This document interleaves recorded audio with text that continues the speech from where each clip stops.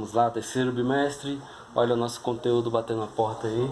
Nós iremos aprender um pouco dos conditionals, ok? Vamos lá. A primeira coisa que eu preciso que vocês entendam é o seguinte. Vamos ver essa definição aqui. Entende-se que os conditionals em inglês são usados para descrever situações reais ou hipotéticas, sendo eles compostos por duas orações, uma com a condição if e a outra, a principal. A condição expressa em diferentes tipos de conditionals indica também diferentes graus que o real pode ter. O real pode ser tanto aberto quanto irreal. Uma condição aberta indica que alguma coisa pode ser verdadeira ou tornar-se verdadeira. Por outro lado, a condição irreal traz a ideia de algo que não é verdadeiro ou é imaginário. Professor, aí você olha para mim assim e manda uma mensagem para mim assim: professor, não entendi nada nessa primeira parte que o senhor acabou de falar aí. Calma, você vai entender, que é só uma prévia. Agora que a gente vai entrar, olha só. A primeira coisa que você precisa saber sobre os conditionals, né? Que eles são divididos eles são na verdade classificados em 4 partes, né? Que é o zero conditional, né?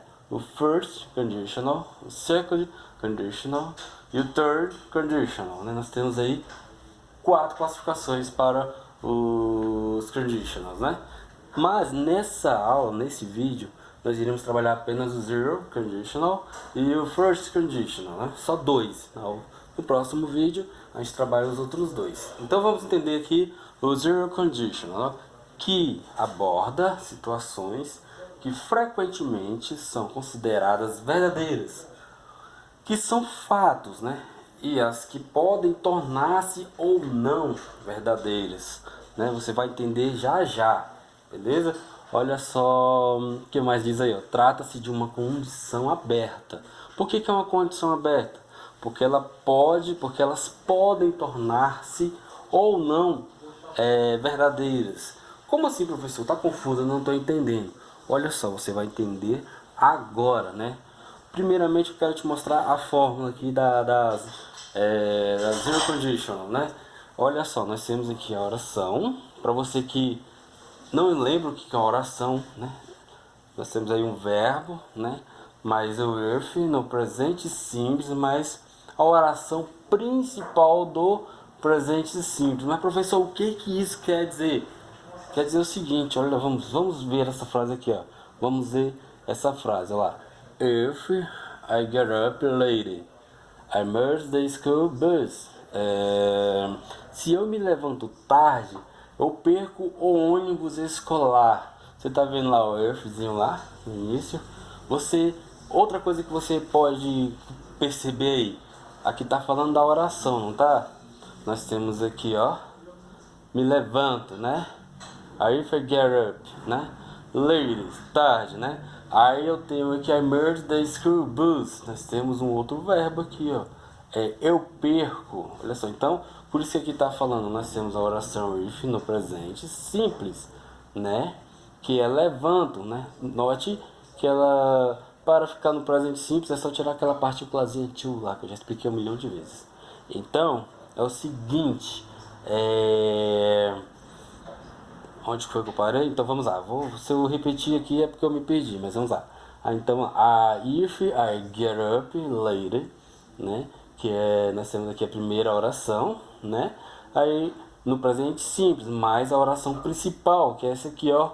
Eu perco o ônibus escolar. Então nós temos aqui 2 orações, né? E lembrando que o zero conditional é utilizado para considerar frequentemente situações verdadeiras, né? Fatos. Olha só o exemplo aqui, ó. Se eu me levanto tarde, é óbvio que eu vou perder o ônibus. Se a água alcançar 100 graus, ela vai ferver. Então, você utiliza o zero conditional para fatos, né? Para situações em que frequentemente são consideradas verdadeiras. Entenderam agora como você vai usar o zero conditional, né? Agora vamos aqui para o segundo exemplo. If the water reaches a 100 degrees, it boils, né? Se a água alcançar 100 graus, ela ferve. Deu para entender aí? Nós temos novamente aqui, ó, se a água alcançar, nós temos a primeira oração, né, alcançar, e nós temos aqui na frente aqui, ó, mais a oração principal, que é eu perco, aqui, ó, perco o ônibus, tá vendo? Então você vai utilizar o zero conditional nessas situações. Não se esqueçam, é só ler aqui, ver o vídeo que vocês não irão esquecer. Agora vamos lá, senão o vídeo vai ficar muito grande. Vamos para o próximo aqui. Calma aí que deu uma enganchada. Aí, agora foi. Calma aí. Isso, agora aqui. A oração if também pode aparecer depois, sabe, pessoal? Tem outra situação que vocês precisam se lembrar aqui, ó. A oração if também pode aparecer depois. Como assim, professor?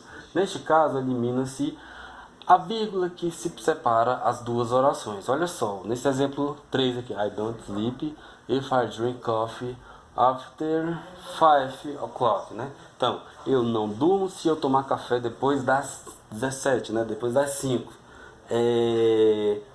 Note que o if ele pode ser utilizado depois, só que aqui está dizendo o que, ó? Neste caso, a gente precisa eliminar a vírgula. Vamos ver o segundo exemplo. O if voltou lá para o início, ó. If I drink coffee after 5 o'clock, I don't sleep, né? Se eu tomar café depois das 17, olha a vírgula, eu não durmo, né? Eu não durmo. No caso, se o if vir depois, você precisa retirar a vírgula, mas se o if vir no início, você precisa separar a primeira oração da segunda. Nós temos aqui, ó, tomar. Se eu tomar a primeira oração, nós temos aqui durma, a segunda oração. Eu preciso separar com vírgula se ele estiver no início. Se ele vir depois, como no exemplo 3 aqui, ó, note que a minha frase não está separada por vírgula. A primeira oração não está separada pela segunda, ok? Deu para entender isso aí? Pegou a ideia? E a segunda é a first conditional, né? Quando queremos falar de situações futuras, possíveis, prováveis ou reais.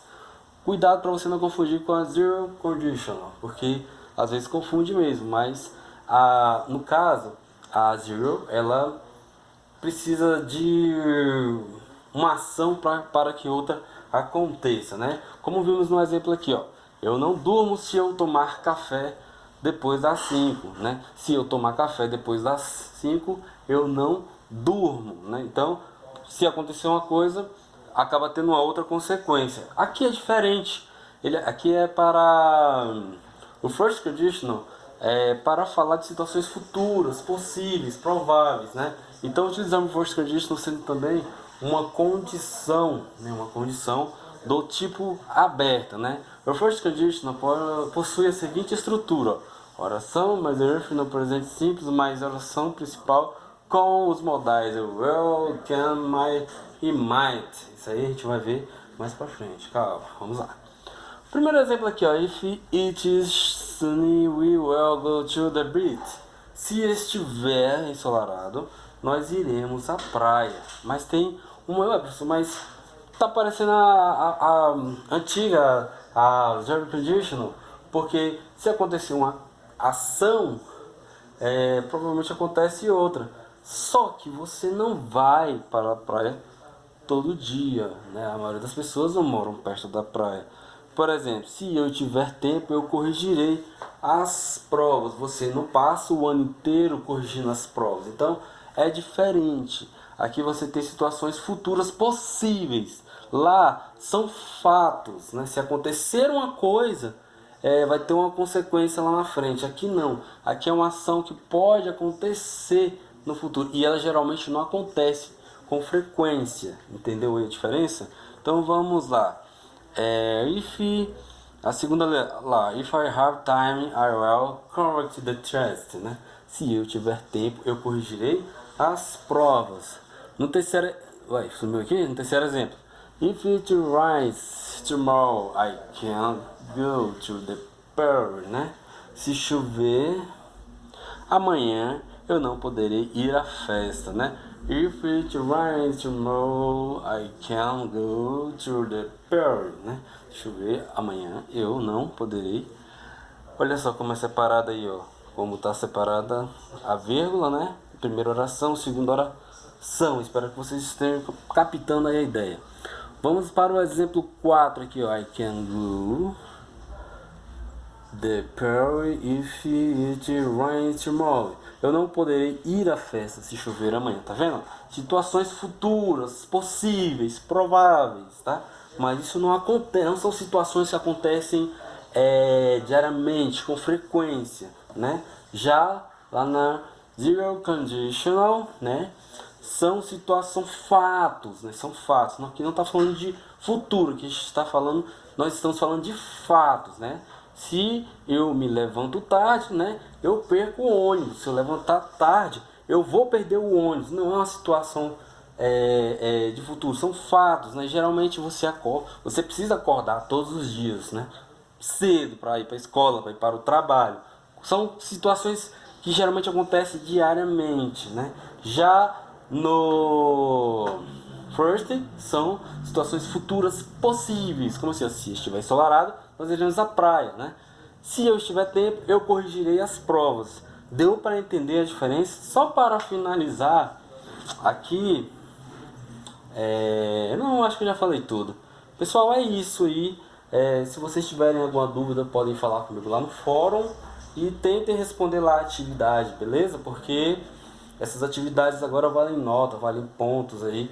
E a nota de vocês caíram demais no segundo bimestre. Então vamos recuperar, vamos correr atrás do prejuízo. Um abraço a todos e boa sorte.